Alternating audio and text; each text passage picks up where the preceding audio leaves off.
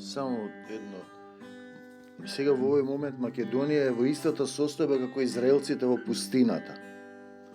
Видете, тие зборуваат таму, се само проколнуваат, негираат, зборуваат, негираат, сакаат да го тепаат Мојсей, да го убијат овој, да го убијат оној. Тој им дава мана, во пустината се отвори морето. И на крајот таа приказна завршува, ќе ви го дадам тоа што го зборувавте. Значи се само проколнува, пропаднавме, дупка, вакви сме, такви сме.